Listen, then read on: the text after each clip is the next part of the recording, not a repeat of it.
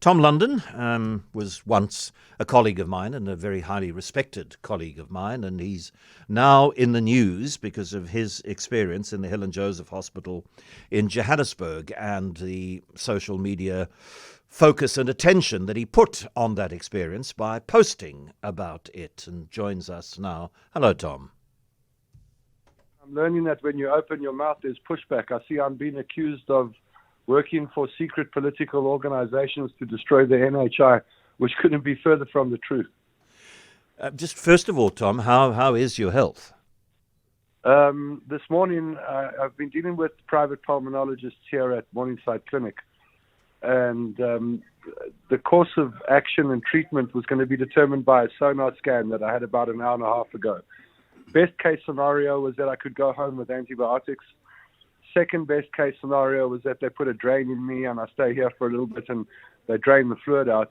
And the worst case scenario is that the fluid can't be drained out and my chest has to be opened up by a thoracic surgeon and scraped out. And I was just told that I need to have my chest opened under surgery and I need the fluid in my lungs to be scraped out. And the bill is about 600,000 Rand private, which I don't have. And now it's looking like I might have to go back to the States, and I might even have to go back to the hospital that I fought so hard to get out of. Jeepers, I'm really sorry that it is the worst case scenario. That's awful. I'm in a bit of shock. I must be honest. I'm not going to lie.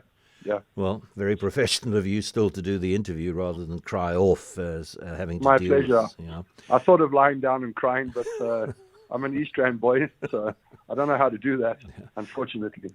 Tom, when you found yourself headed into Helen Joseph, what were your expectations? Did you go, it's public health, but I'm sure it'll be all right, or were you nervous about what awaited you in a public health facility in Gauteng province? I didn't have high expectations at all. I knew I would be going into a facility that was stretched. I knew that the infrastructure wouldn't be great, and that wasn't something that concerned me. The thing that I was wanting to know would happen would be that the clinical care would be good. And to be fair to the doctors and Helen Joseph, the clinical care is good. I can't complain about the clinical care that I got. However, I lay in casualty for 3 days, sometimes on the floor, sometimes on an examination bed, no bathroom facilities.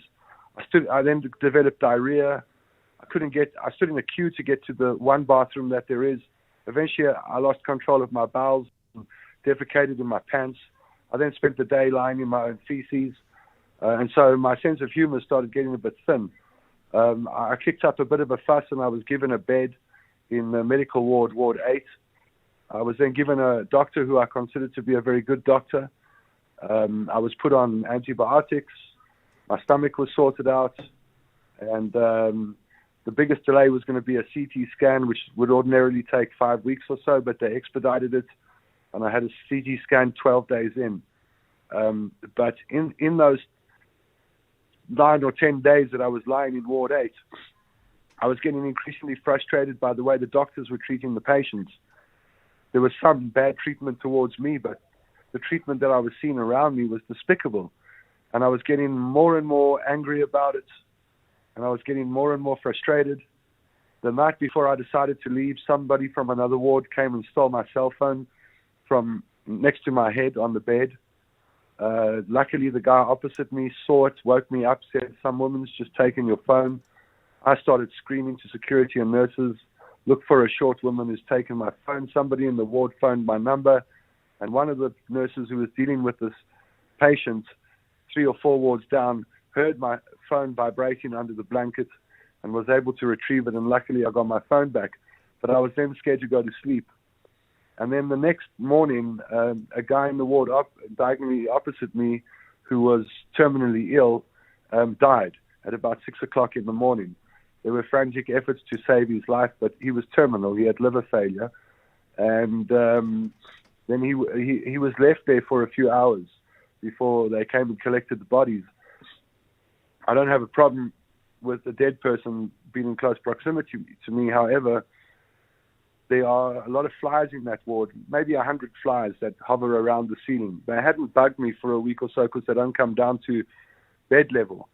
So they were like my little friends. And I also didn't want anyone to spray doom because I can't breathe properly. So I didn't have a problem with these flies for most of the time that I was there. But when this guy diagonally opposite me died, the flies then descended on his body, and more flies came through the window. So there were hundreds of flies that were running around on this dead guy's body, and then they started coming to me. So I had flies running around on my skin and flies walking around my drinking water glass. And it was at that point that I thought, I can't handle the treatment. I'm not feeling safe, and I don't want flies coming from a dead guy to me. I'm getting out of here, and I'll take my chances, which is when I RHT'd and I left Helen Joseph, and I made that video to express my frustration. Tom, you said that the behavior of some of the medical staff towards the patients was despicable. In what way? Well, I would say it's the majority, not even the minority. Some people are saying that a few of the doctors give all of them a bad name, but from what I could see, and certainly in that unit, it's the majority giving the minority a bad name. What I mean by that is I probably had 4 or 5 doctors that dealt with me, and I'll give you an example. I had a doctor that I was very confident in. He was dealing with me for over a week. His last words to me the last time I saw him was, we're going to sit and we're going to look at each other awkwardly for the next 5 days until we've got the test results in and we can work out what to do. And I said, I'm quite happy with that. And then the next morning, a doctor came to my bed, stood at the end of my bed, looked at me, didn't say hello, didn't acknowledge me, spent 10 minutes writing in my file, came to the side of my bed and said, I'm the duty doctor today. By the way, your doctor is no longer your doctor. You're getting a new doctor, who I didn't see for at least 24 hours. And I thought, it's weekend, I'm not going to see this doctor. I asked where my doctor had gone, and she said that he had been assigned other patients and he was writing exams. So the communication skills of these doctors are really poor. But more than that, I was watching how they were dealing with other people around me. There was very little compassion. There's very little friendliness. It seems to me that you're looked down upon by the doctors. The gentleman who died in the bed diagonally opposite me 2 days before he died, he had a lumbar puncture. 5 doctors were doing this procedure.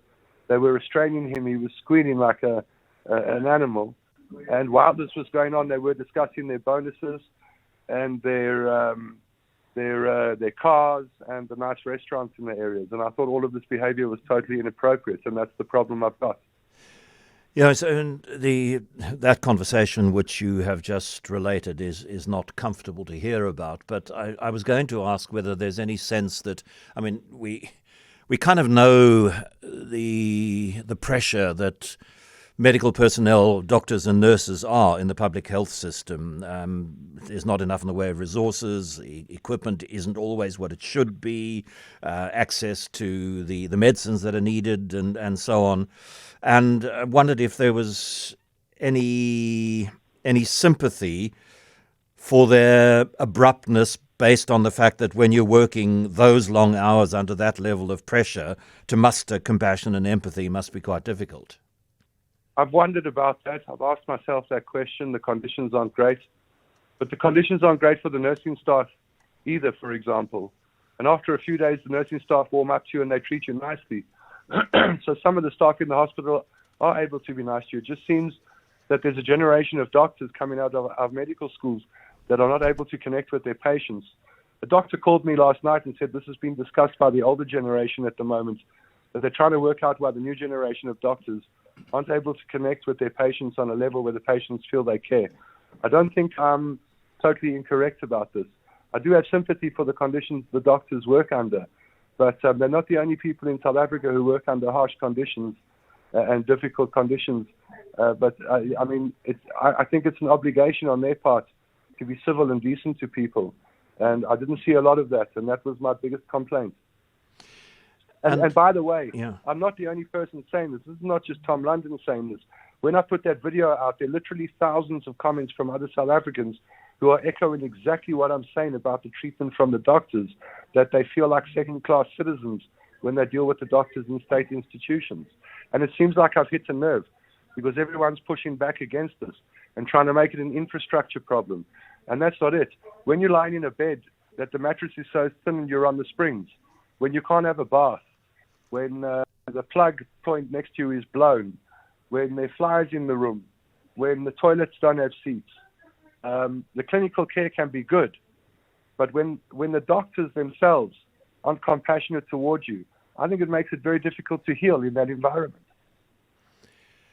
And now there is a realistic probability that you will have to go back into that environment, and who knows how you might be treated, given the fact that in many senses you're a whistleblower on conditions that they might not have wanted made as public as you have made them.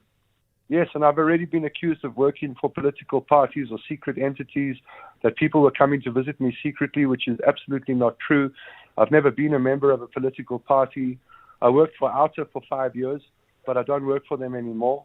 I've had no meetings with Outer about this particular story. There's been no communication between us. There's no truth to the stuff that's been said that I'm on some kind of political campaign. I was just trying to say I need the doctors in these institutions to start treating South Africans better. And it feels like the moment I said the doctors need to treat us better, there's a huge pushback happening against me.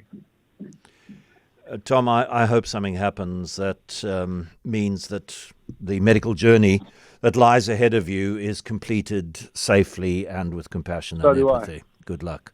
So do I. I've not been afraid for my life throughout this journey, although people have told me I should be. But today, for the first time, I'm wondering how safe I am. I hope we find out soon that you are safer than you fear. Thank you for talking to us, and good luck. Thank you. Cheers. Broadcaster Tom London. There we go.